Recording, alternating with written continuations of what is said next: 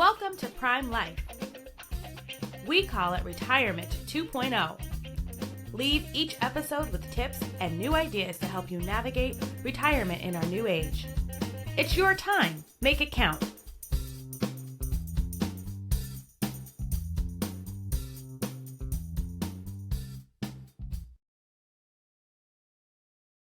Hi, and welcome back to the Prime Life podcast, where we explore the ideas, innovations, and people shaping the future of longevity. I'm Mary Crean. If you're interested in the future of how to save for retirement, longevity, innovation, and building solutions that truly meet people where they are, this is an episode you won't want to miss. I am delighted to introduce a special guest, Ted Fleming. He's a retired strategy and HR executive and business advisor. He's also the author of a book you will not be able to put down. Develop 7 practical tools to take charge of your career. Ted, welcome to the Prime Life podcast. Tell our audience a little bit about yourself. Hi, thanks, Mary. Thanks for having me on this important podcast. A little bit about myself. I started out as a teacher, a long-term substitute teacher. I know that's near and dear to your heart, teaching. Then I worked in financial services for a while as a banker doing mergers and acquisitions. Then I had a stint in healthcare. And then I also had my own consulting company there in between before going back into healthcare, working for 2 large Fortune 50 companies. But now I am happily retired. I choose what I want to do, and I still love working with people and organizations to achieve their full potential. So that's me. Yeah, I love that. Your passion of helping others, and you're still doing it in retirement. But as you said, you can choose to do what it is that you want to do. And I love that. So let's talk about having a meaningful retirement. How can one design that life? And then please share some beliefs and myths that could get in the way of having a meaningful retirement or really life in general. Right. No, that's great. So first, let's talk a little bit about what can get in the way. Yeah. I love the work of Burnett and Evans. They work for the Stanford Design Center, and they focus a lot on design thinking or human-centered design. I'm sure a lot of your audience have heard some of those terms. But they applied that to careers and actually teach a course at Stanford, one of the most popular courses on campus. And their research has found 2 things that really get in the way that I think can resonate with a wide audience. One is putting way too much stock in fulfillment or the one. We're always taught, find your one thing and what's your one area of focus. And the reality is, for most of us, we have way too many talents and abilities and interests to fit into just one lifetime. We could be doing lots of things. And so the reality is, if you want to have a fulfilling life, you have to consciously choose what you want to do, recognizing that you may not be able to do everything. So that's one thing. And the second thing is this preoccupation with making a difference or an impact. Now, there's nothing wrong with wanting to make an impact, but the reality is we can't control outcomes. We can only control our effort, Right. and the outcomes are another matter. So stop worrying about, am I making an impact? Am I making a big enough difference? And instead, make sure that you're spending the time in areas that you want and that you love the process. I love that answer. And just so you know, I am a big fan of design thinking. I heard about it years and years ago in one of my business books at Stanford, and I'm a huge fan. How does the design thinking come into play for you in your work when you sit across the table from others and you're helping them, whether it's the career change or how to enjoy retirement or not worry about this impact that you mentioned? And I can identify with that wholeheartedly. Right. And I know you're aware of it, Mary. So the idea of design thinking, which really came from product design, Yes. is this iterative process, right? It isn't that we have a problem and this is the answer. What we need is to try things, see real customers or real people interacting with your product or service, and then you learn things. You gain insights. You Yes. learn what confuses them, what's easy, what they love, what they don't like. So then, if we're going to apply that to our life or apply that to our career, the idea is you got to try lots of things. Yes. And then don't have a preconceived notion, oh, I'm going to love this. I'm an engineer, or I'm a math person, or I'm an arts person. Try many things, see what you like, and go back and forth and learn and iterate over time. And then you'll find that in the long run, you will have designed a great life for yourself. So that's how I think. I love that. It's a great analogy. And then I can also share with you personally, I'm the queen of iterations.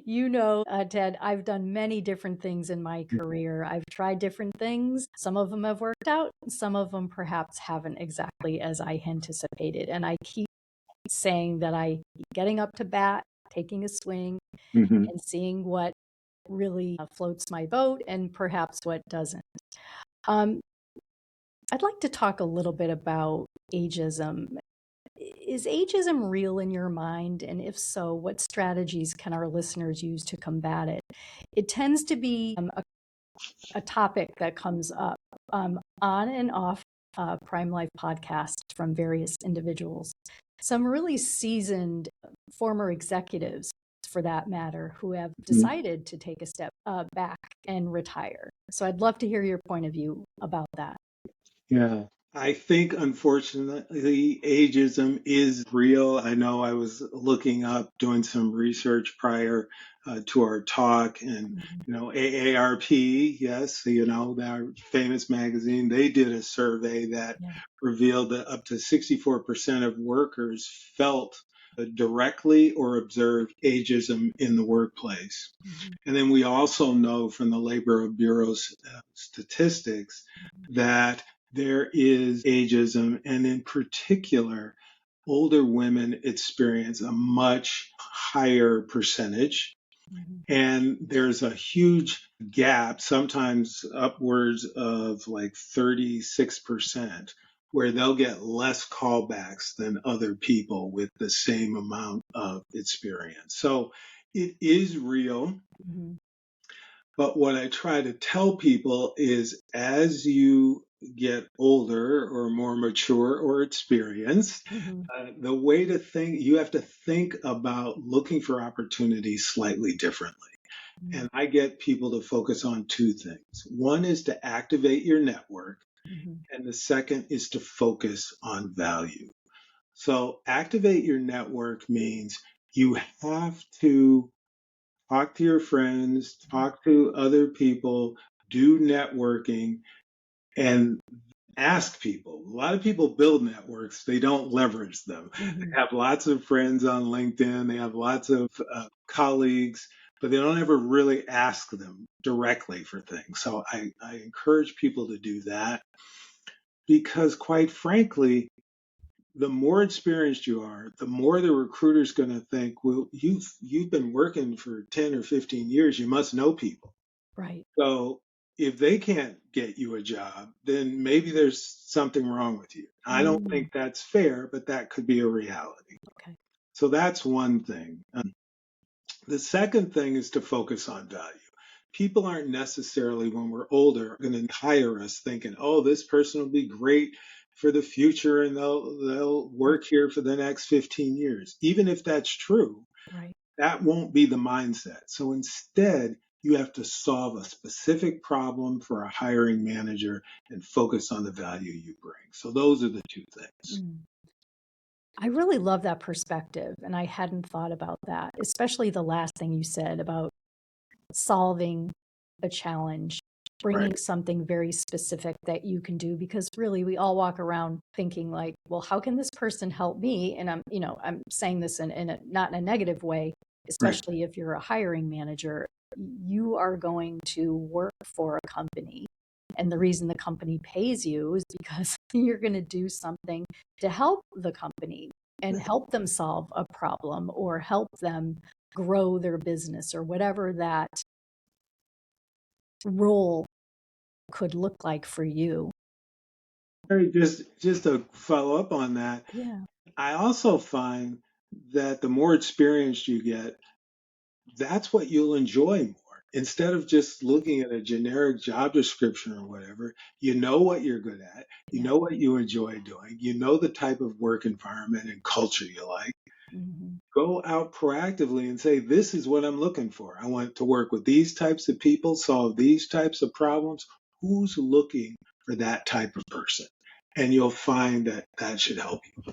Yeah. No, that's a great point because, well, you and I in our past have talked about company culture and how important that is, especially when you're one of those individuals. You don't just go into work, you check in and you check out. When work is really part of your passion and you take it seriously and you also, to some extent, live the brand, I think it becomes even more important. How do you sit down with people and give them advice for if they're just not sure about what they want to do in retirement? I know off recording, you and I talked about you've spoken to some people and they're trying to figure that out. And for example, maybe they're I'm making this up, a CFO. And so they're like, okay, I don't really want to do that anymore, but I'm not sure. Then people want them to volunteer to do that job that they used to do. It was something like that. And I Yeah. thought about it and I'm continuing to think about that. It made me giggle a little bit.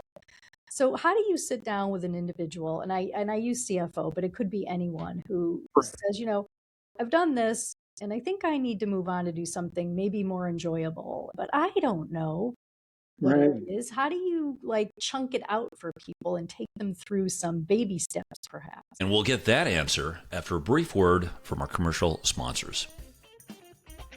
NASA is always working harder to be your carrier of choice.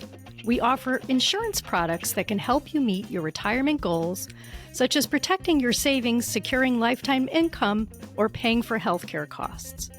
We're dedicated to providing best-in-class service and are keeping things simple, and we'll have your back. We have around 400,000 policyholders and contract holders and have been doing this for a long time, 170 years, but we remain humble enough to always try to improve. For more information, visit nfg.com. Nassau Insurance products are issued by Nassau Life and Annuity Company of Hartford, Connecticut, Nassau Life Insurance Company, East Greenbush, New York, or Nassau Life Insurance Company of Kansas, Overland Park, Kansas. Subsidiaries of Nassau Financial Group. Products are not available in all areas.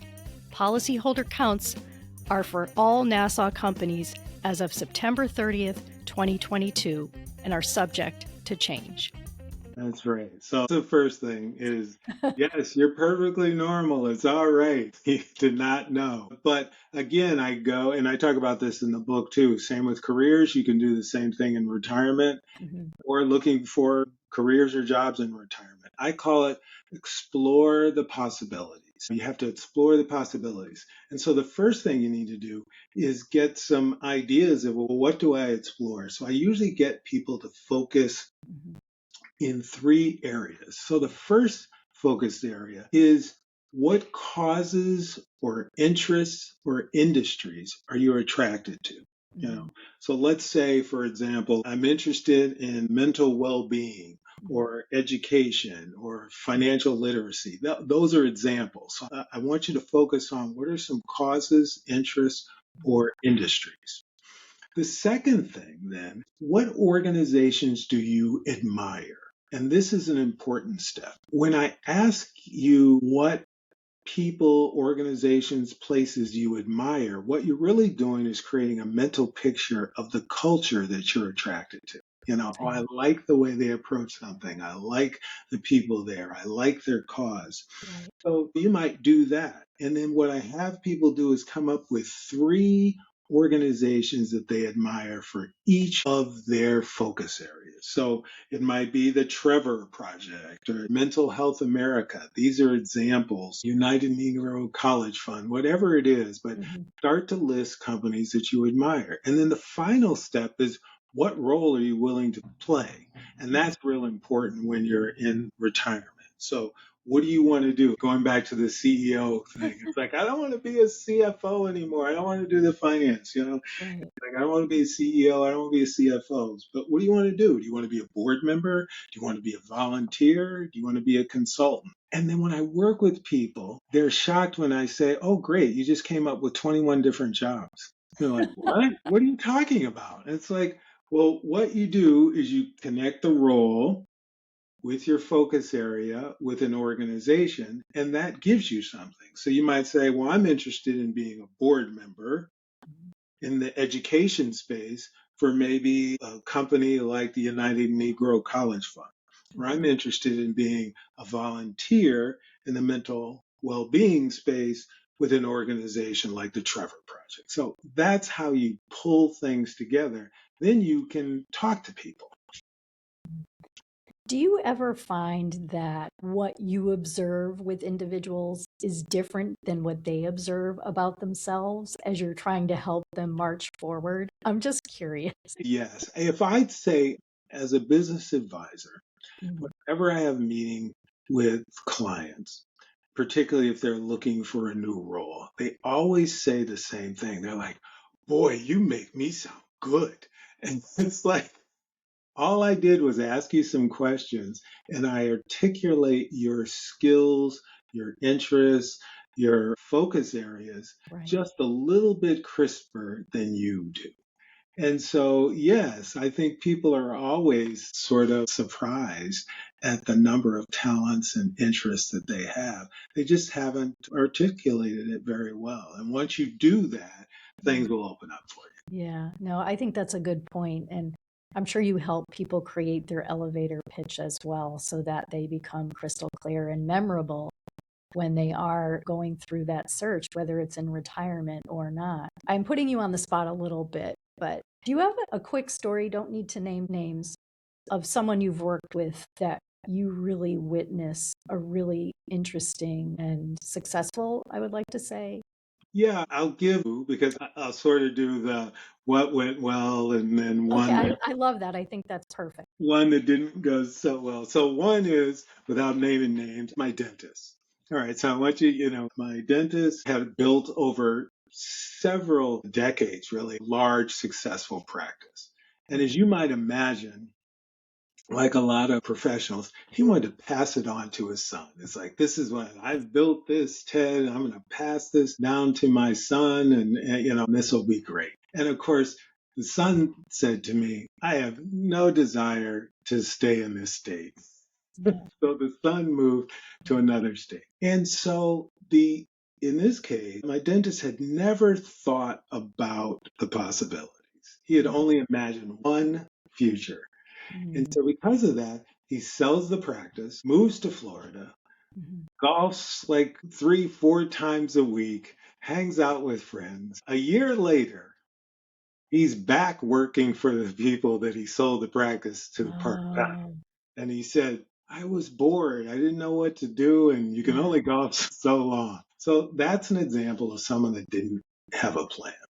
I contrast that with my old college roommate. He worked for a major university for a number of years and retired. In his retirement, what he did was he became a freelance journalist. He loved writing, and so he wrote articles. He is a high school track coach, so he does that. In addition, he is a photographer and will photograph sporting events as well as do photographs for senior pictures, things like that. He's an astronomer, and so he takes people out to see the stars and loves doing that. He's also written a memoir and then does talks at local bookstores. Oh, I love that. So I bring that up. He plays music, he does lots of things. When I'm talking to people about retirement, I want them to think about a successful retirement as several interlocking puzzle pieces that represent your interests, values, things like that. And once you put all those together, you create this beautiful picture. And what I love to note about my college roommate is when we're talking, only one of those things that I mentioned locks in his time, and that's track coaching. There's a season and everything else he can dial up or dial down based on what he wants to do. Yeah, I love that. Both stories, and the first one you shared, we've heard similar stories. People retire and then they unretire, and then they move to Florida is a typical. And then they're like, I don't really love it that much. I'm going to come back. Right. So I think those were great stories that you shared. As we wind down to the end of our conversation, Ted, any final thoughts? Well, I think, and you'd say this, Mary, too, we both love the idea of design thinking. Iterate, try things. So I think that's important. Networking and focusing on value, I think, will also lead to greater happiness. What are you interested in doing? You call the shots now. This is the beauty of this time in life. You call the shots. What do you want? How do you want to spend your time? And then from there, think of the puzzle piece analogy. It doesn't have to all be in one job anymore. You can put together and puzzle piece your life into a beautiful picture. Oh, that's a great analogy. I love that. Before I let you go, we have a final question for all of our guests. You've had quite a career. You still do many interesting things. You're an author, and you consult, or a business advisor, as you said you'd like for me to refer. Why do you wake up every day and do what you do to help others? I think for me, and I think everyone has sort of a core. For me, it's helping others. And I realize that coming from a family of preachers and teachers. I have a lot of preachers and a lot of teachers in my family. And so it got beaten into my head as a youngster, how are you helping? How are you helping people through life and, have a sense of community? So that's why I wake up every day, and it's fun. That's a great answer. And I remember when I first met you, you did say that you were from a family of teachers and preachers. And I will always remember that. Ted, if individuals want to get in touch with you, what's the best way? We'll put everything in our show notes. Yes, online they can go to my website, Ted Fleming. That's where they can see all things related to a career, and then they can get in touch with me on LinkedIn. Well, thank you for joining me today. I know you're a busy guy, and I love your book, and I'm going to share it with others. And to our listeners, thank you for being a part of Prime Life Podcast. Tell your friends about us. Tell us what you like. Tell us what you don't like. Until next time, everyone have a wonderful day. And again, Ted, thank you for joining me today. Right. Thank you. Good luck, everyone.